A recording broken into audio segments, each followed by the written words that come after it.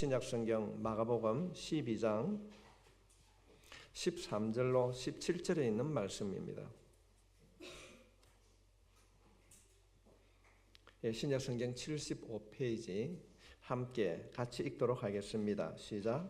그들이 예수의 말씀을 책 잡으려 하여 바리새인과 헤롯 땅 중에서 사람을 보내매 와서 이르되 선생님이여 우리가 아노니 당신은 참되시고 아무도 끓이는 일이 없으시니 이는 사람을 외모로 보지 않고 오직 진리로서 하나님의 도를 가르치심이니 가이사에게 세금을 바치는 것이 옳으니까 옳지 아니하니까 우리가 바치리까 말리까 한데 예수께서 그 외식함을 아시고 이르시되 어찌하여 나를 시험하느냐 데나리온 하나를 가져다가 내게 보이라 하시니 예수께서 이르시되 이 형상과 이 글이 누구의 것이냐 이르되 가이사의 것이니이다. 이에 예수께서 이르시되 가이사의 것은 가이사에게 하나님의 것은 하나님께 바치라 하시니 그들이 예수께 대하여 매우 놀랍게 여기더라. 아멘.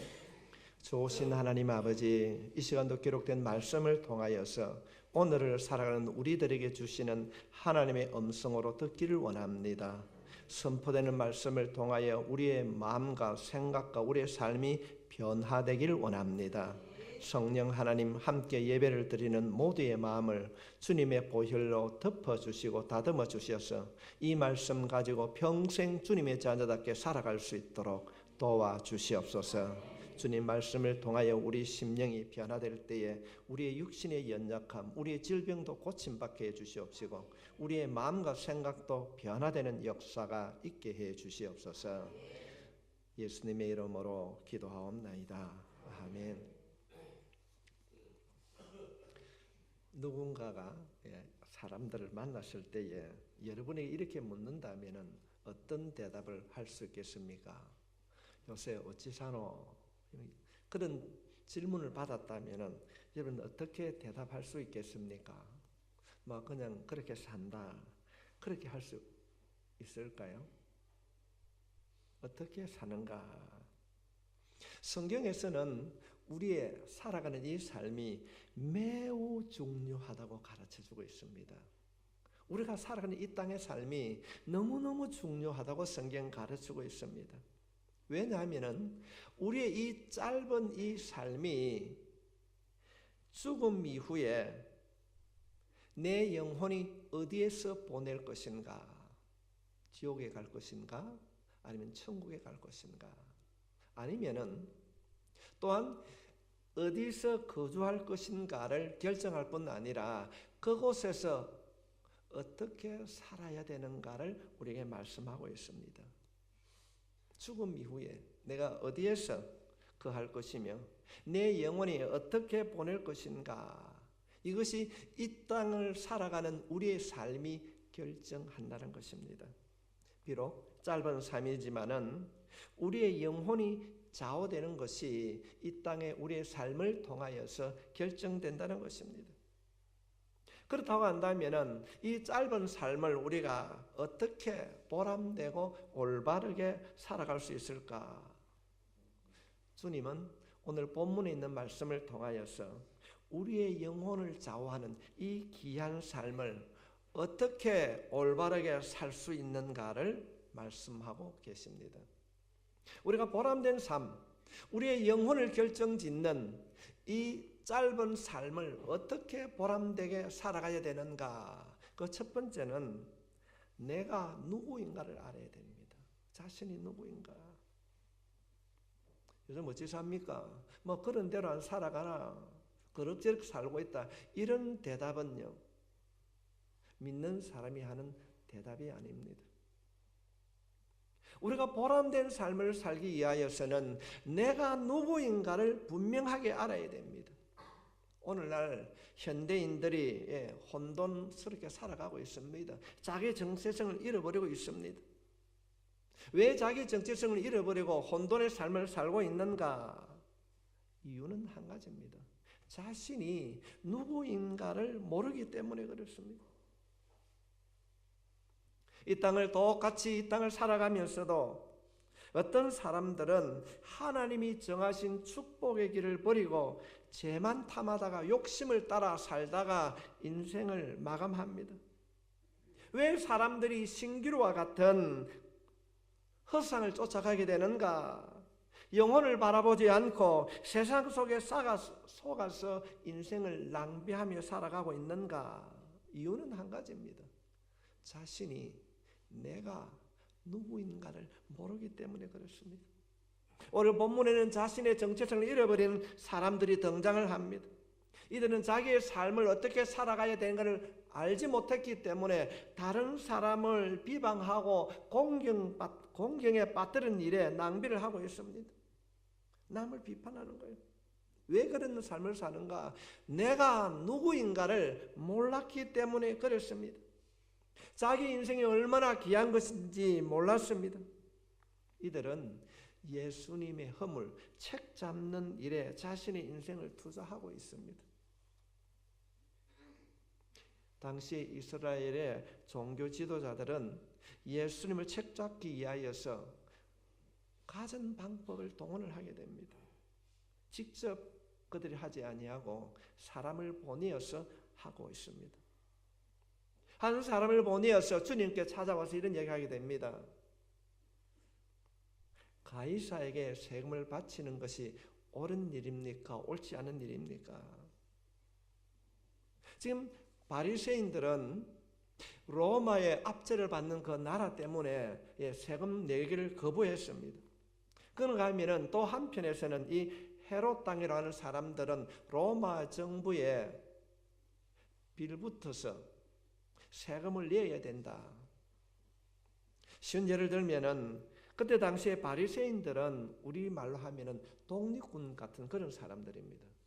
그래서 세금을 낼 수 없다. 근데 헤롯 땅은 친일파가 돼가지고 세금을 내야 된다. 이들이 찾아와가지고 예수님 앞에 예수님 세금을 내야 됩니까? 내지 말아야 됩니까? 이런 대답을 하든지 저런 대답을 하든지 예수님께서 대답을 하면은 저들의 올무에 걸리게 되어 있습니다. 그들이 공격하는 내용이 14절로부터 15절에 기록되어 있는 내용입니다. 와서 이르되 선생님이여 우리가 아노니 당신은 참되시고 아무도 거리끼는 일이 없으시니 이는 사람을 외모로 보지 않고 오직 진리로서 하나님의 도를 가르치심이니이다. 가이사에게 세금을 바치는 것이 옳으니까 옳지 아니하나이까? 우리가 바치리까 말리까 한데 예수께서 그 외식함을 아시고 이르시되 어찌하여 나를 시험하느냐? 바칠까요? 바치지 말까요? 시험할 때 주님께서 말씀하십니다. 야, 너가 가지고 있는 동전 한번 가지고 와봐라. 이런 말을 하게 됩니다. 지금 주님은 이 말씀을 통하여서 이스라엘 종교 지도자들과 예수님과 논쟁을 우리에게 보여주고 있는 내용이 아닙니다. 이 논쟁을 통하여서 우리들에게 매우 중요한 진리를 말씀하고 있습니다. 가르치고 있습니다. 그들이 할까요 말까요 이럴 때 주님께서 하시는 말씀이 15절부터 17절에 있는 내용입니다. 왜 나를 시험하느냐? 데나리온 하나, 동전을 하나 가지고 와서 나에게 보여라. 그래서 주님 말씀하십니다. 그들이 가져온 동전을 바라보고 이야기를 하는 거예요. 그 동전에 누구의 형상과 누구의 글이 기록되어 있느냐? 그 기록된 대로 바치라. 주님께서 하신 대답 가운데 중요한 대목입니다. 가이사의 것은 가이사의, 하나님의 것은 하나님께 바치라. 여러분 혹시 한국 돈 500원 동전에 무엇이 기록되어 있는 거 압니까? 학이 그려져 있습니다. 그럼 100원짜리 동전은 뭐가 기록되어 있어요? 모르면 찾아보세요. 이순신 장군이 그려져 있습니다. 만원짜리는 뭐가 기록되어 있습니까? 세종대왕이 기록되어 있습니다. 예수님께서 이런 말씀하시는 거예요. 야, 너희들이 가지고 있는 그 데나리온의 동전에 누구의 형상이 그려져 있느냐? 그러니까 이들이 대답합니다. 예, 가이사의 그림이 그려져 있습니다. 그래, 그러면 가이사에게 바치라. 가이사의 그림이 있으면 바치라는 겁니다. 가이사의 것을 바치러 가는 것이 이 본문의 핵심이 아닙니다.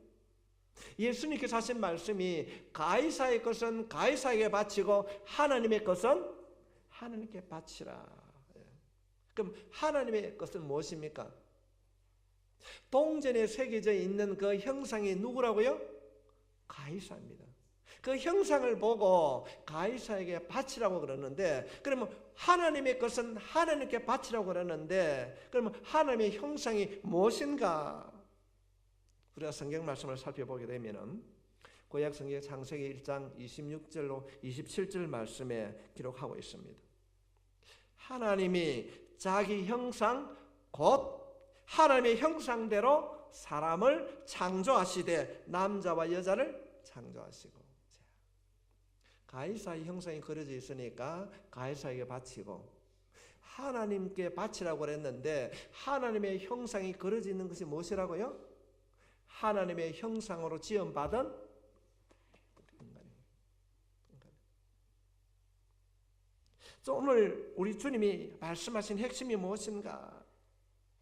너희들이 왜 동전을 가지고 와가지고 세금 문제로 나를 시험하느냐?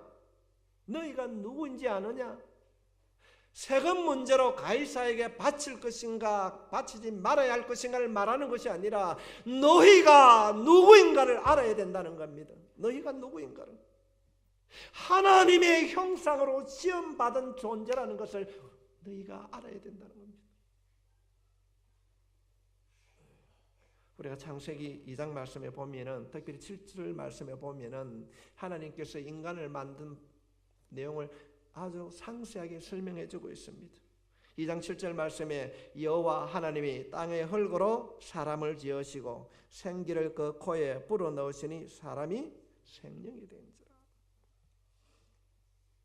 사람은 다른 동물들과 차이점은 하나님이 우리 몸에 만들고 난 이후에 생기를 불어넣었습니다. 너는 곰이 되어라, 사자가 되어라 하나님께서 말씀으로 만드셨지만은 인간을 만드시고 난 이후에 코에 생기를 부어넣었다. 하나님의 형상으로 지음을 받았다는 내용인 것입니다. 우리가 왜 아름다움을 추구합니까? 간혹 TV에 보니까 그 아프리카에 그 못 사는 사람들, 그 가난한 사람들도 보니까 귀에다 뭘 달고 있습니까? 귀걸이 달고 있어요. 그들도 아름다움을 추구하고 있는 거예요. 부모가 나쁜 짓을 하고 도둑질을 하고 못된 짓을 하더라도 자기 자녀에게만큼은 선하게 살라 이야기하게 됩니다. 우리가 나쁜 짓을 하게 되면 왜 양심의 가책을 느끼게 됩니까? 이유는 우리가 하나님의 형상으로 지음을 받은 자이기 때문에 그렇습니다. 우리 안에는 하나님의 영이 있습니다. 예수를 믿음으로 말미암아 구원을 받아 하나님의 자녀가 되었습니다. 영접하는 자 곧 그 이름을 믿는 자들에게는 하나님의 자녀가 되는 권세가 있습니다. 이것이 여러분의 정체성인 것입니다. 내가 누구인가? 하나님의 자녀라는 사실을 깨달을 수 있기를 바랍니다. 하나님의 상속자가 되었습니다. 이것이 우리의 신분입니다. 이것이 우리의 신분. 우리들이 이 정체성을 정말로 마음으로 받아들이면은 하나님의 형상으로 지음 받은 자이기 때문에 나를 사랑하시는 그 하나님 앞에서 정직하게 살아갈 수 있다는 겁니다. 하나님께서 나를 보고 계신데, 그냥 우리가 부활절에 예수 부활하셨네 입으로만 고백하고 우리가 지나가는 것이 아니라 죽은 자 가운데 살아계신 그 하나님이 지금도 우리의 말을 듣고 보고 계시다고 한다면 우리의 삶이 변화되지 않을 수 없습니다. 이전과 같은 삶을 살 수가 없습니다. 내가 오늘 어떻게 사는가에 따라서 내가 저 천국에서 내 영혼이 어떻게 된다는 것을 안다면 우리는 함부로 살아갈 수가 없습니다. 막 살 수가 없습니다.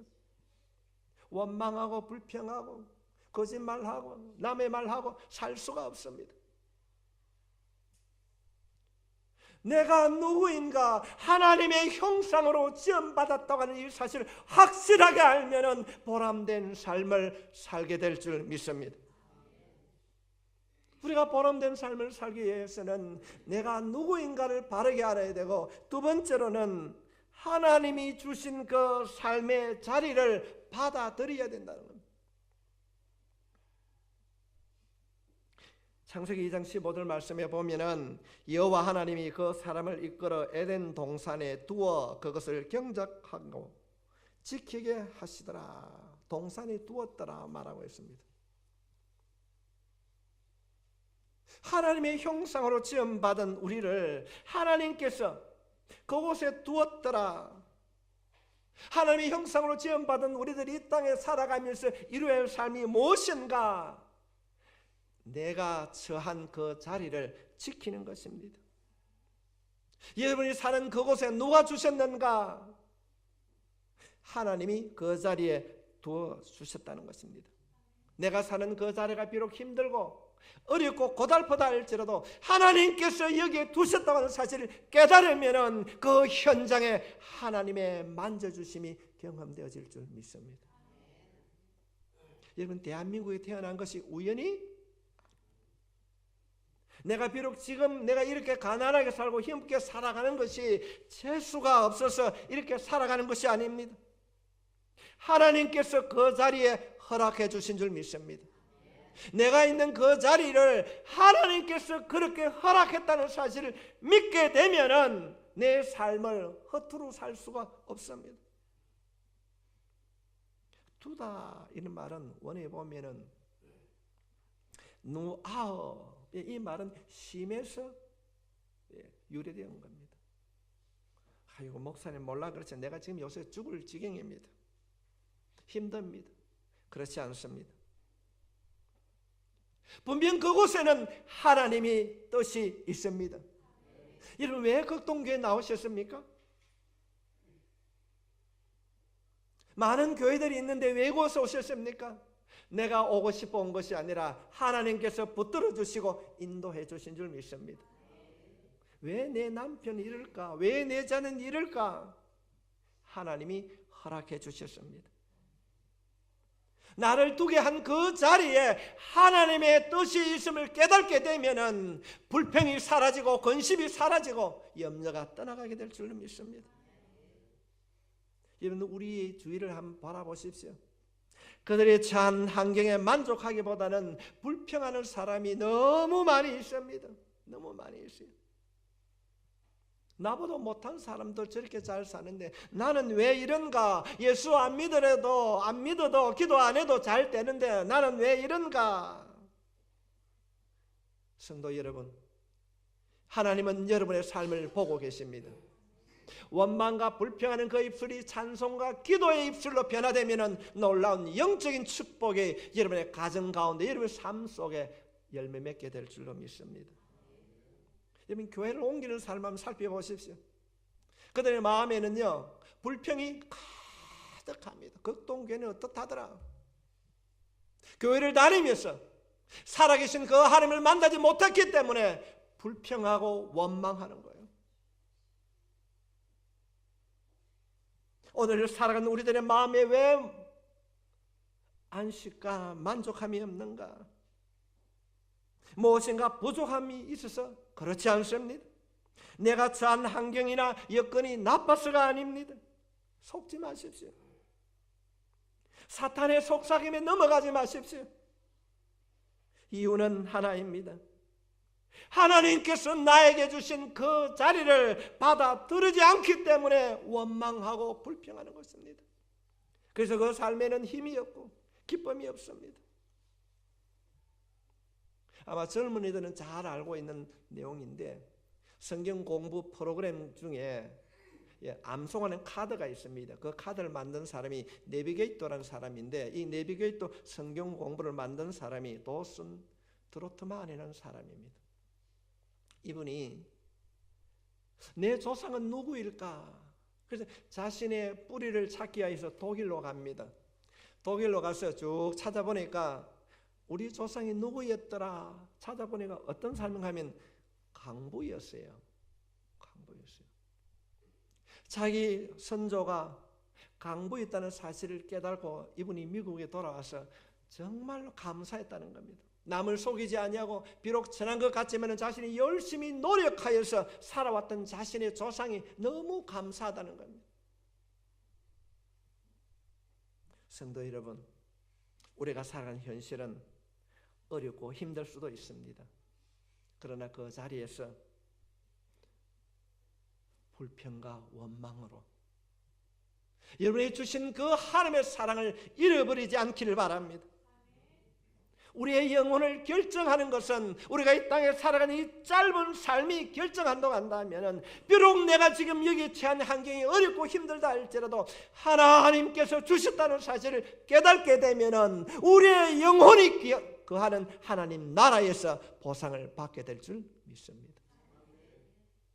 우리가 세상을 살아갈 때는 부자도 있고 편안하게 살아가는 사람도 있습니다.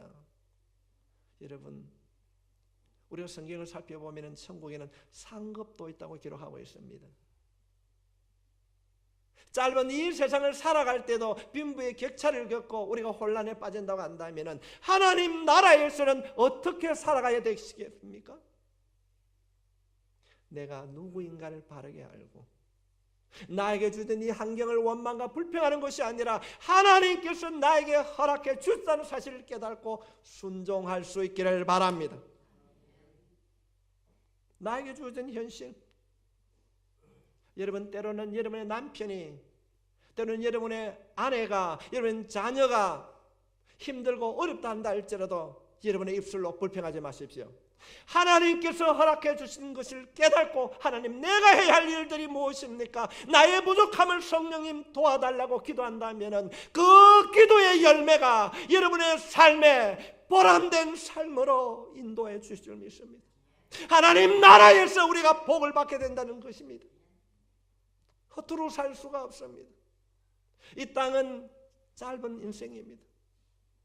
그러나 우리가 하나님 나라는 영원한 곳입니다. 그곳에서 넉넉함으로 하나님께서 허락해 주신 그 상을 누리고 살기 위하여서는 우리에게 주신 현실을 원망과 불평하는 것이 아니라 하나님께서 허락해 주셨다는 사실을 받아들이는 겁니다. 가정에 돌아가셔서 잠자는 여러분의 남편의 얼굴을 한번 보십시오. 때로는 말 안 듣는 여러분의 자녀들 한번 바라보십시오. 얼마나 저 사람 내가 필요했으면 하나님께서 나를 붙여주셨을까? 내가 안 거두면 누가 거두겠습니까? 때로는 원망이, 때로는 불평이 찾아올 수 있습니다. 우리 오늘 이 본문에 있는 말씀을 통하여서 하나님께서 그곳에 나를 두게 하셨다는 사실을 믿음으로 받아들이면 그 자리가 축복의 자리가 될 줄 믿습니다. 우리가 올 가정의 달이라고 말합니다. 여러분, 무엇이 여러분의 가정을 행복하게 할까요? 여러분이 처한 그 환경을 원망하거나 불평하지 아니하고 하나님께서 허락해 주셨다는 사실을 받아들이게 될 때에 울음의 때는 기도가 나올 것입니다. 기쁠 때는 찬양이 나올 것입니다. 그런 삶을 살게 되면 분명코 여러분의 삶에는 놀라운 삶의 열매가 맺혀지게 될 줄로 믿습니다. 주님이 말씀하고 있습니다. 고린도후서 5장 17절 말씀에 누구든지 그리스도 안에서는 새로운 피조물이라. 옛것은 지나가고 보라, 새 것이. 오늘 이 말씀을 들을 때에, 아니 어쩌면 오늘 예배절에 오기 전에도 남편에 대하여서, 자녀에 대해서, 아내에 대해서 원망하고 불평하는 마음이 있었다고 한다면 오늘 이 말씀을 통하여서 누구든지 그리스도 안에서는 새로운 피조물이라. 옛것은 보라, 새 것이. 이 시간부터라도 새롭게 말씀을 마음에 담고 그 현실을 받아들일 수 있기를 바랍니다. 힘들고 어려울 때 원망과 불평보다는 기도하십시오. 찬양하십시오. 보람된 삶이 여러분에게 주어질 줄 믿습니다. 세 번째로 우리가 어떻게 하면 보람된 삶을 살아갈 수 있는가? 하나님이 주신 소명을 따라 살아야 됩니다. 창세기 2장 15절 말씀에 보면은 여호와 하나님이 그 사람을 이끌어 에덴 동산에 두어 그것을 경작하게 하며 지키게 하시고, 오늘 말씀에 보면은 동사가 3개가 나옵니다. 두다, 경작하다, 지키게 하다. 옛날 성경에는 경작하다를 다스리다 이렇게 표현이 되어 있는데, 이 두다, 경작하다, 지키게 하다, 여기에 가장 본 동사는 바로 두다입니다. 경작하다, 지키게 하다, 이 말은 두다를 꾸미고 있는 동사인 것입니다. 지키다는 말은 하나님의 말씀에 순종하는 것입니다. 경작하다는 뜻은 아바드라는 말로 섬긴다는 의미입니다. 하나님을 예배하고 섬기는 것을 뜻하는 것입니다. 하나님의 형상으로 지음받은 사람이 하나님이 주신 그 자리에서 하나님이 주신 안식을 누리며 감사하는 것이 하나님의 명령을 지키는 것이고 하나님을 예배하는 행위라는 것입니다. 이것이 우리의 삶의 의미인 것입니다. 우리가 하는 모든 일이 하나님께서 나에게 허락해 주신 것, 그것을 우리가 깨닫게 되면은 하나님을 섬기는 일이 나에게 주신 그 일을 통하여서 행할 때에 섬기게 된다는 것입니다. 성도 여러분, 나에게 주신 그 일, 그것을 바르게 깨닫고 최선을 다하는 것입니다. 모든 일에 불평 없이 하나님께 하듯이 최선을 다하는 것이 사명인 것입니다. 바울은 이 사실을 깨닫고 이렇게 우리들에게 가르치고 있습니다. 고린도전서 10장 31절 말씀에 그런즉 너희가 먹든지 마시든지 무엇을 하든지 다 하나님의 영광을 위하여 하라. 영광을 위하여. 그런가 하면 로마서 12장 1절 말씀에 그러므로 형제들아 내가 하나님의 모든 자비하심으로 너희를 권하노니 너희 몸을 하나님이 기뻐하시는 거룩한 산제물로 드리라. 이는 너희가 드릴 영적 예배니라. 우리가 하나님의 형상으로 지음을 받았어요. 하나님의 형상. 여러분, 우리가 주일날 교회 와서 왜 공적 예배를 드립니까? 이유는요, 우리가 세상에 나가서 영적인 삶을 살기 위하여서는 영적인 예배가 되기 위하여서 우리가 오늘 예배를 드리는 겁니다.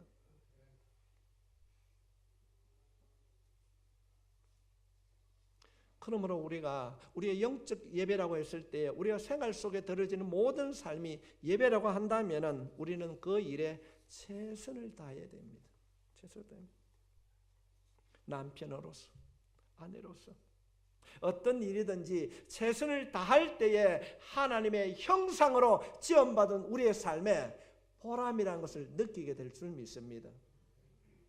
아이고 저것도 사람이라고, 절에 가고 예수 믿는다고, 그건 옛날에 우리의 모습입니다.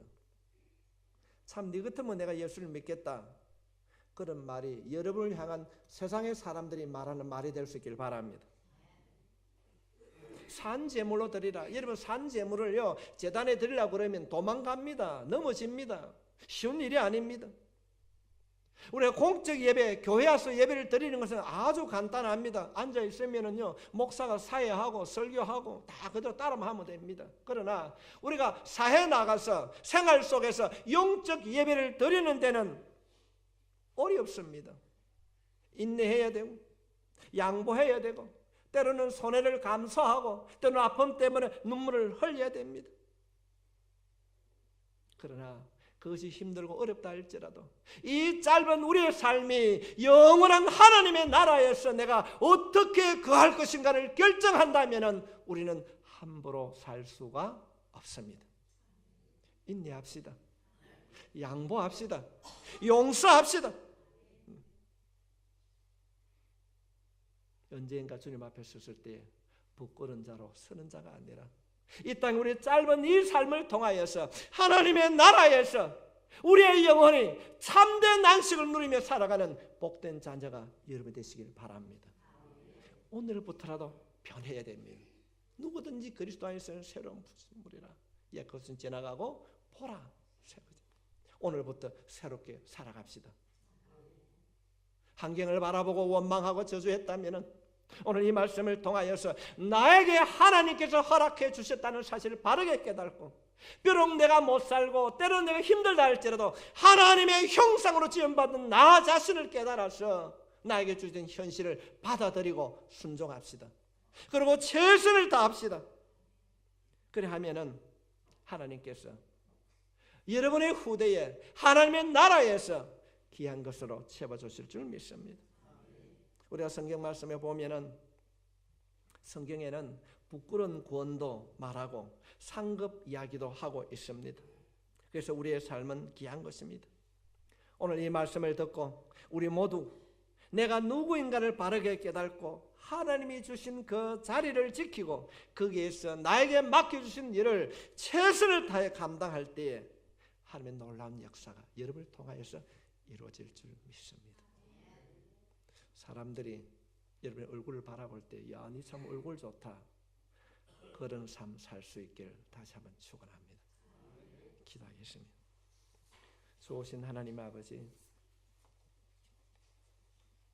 오늘 말씀을 통하여서 우리들의 짧은 세상을 살아가지만은 이 짧은 세상의 삶이 우리의 영혼을 결정짓는다고 하는 너무나도 중요한 말씀을 깨닫게 해주심을 감사합니다.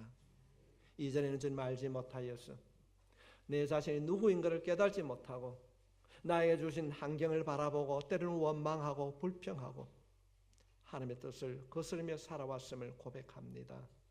이제는 주님 말씀을 따라 나에게 주신 환경을 바라보며 원망하며 좌절하며 낙심하는 자가 아니라 작은 일에도 감사하며 주어진 여건에 최선을 다하는 믿음의 사람 되게 해 주시옵소서. 우리를 구원해 주신 예수님의 이름으로 기도하옵나이다.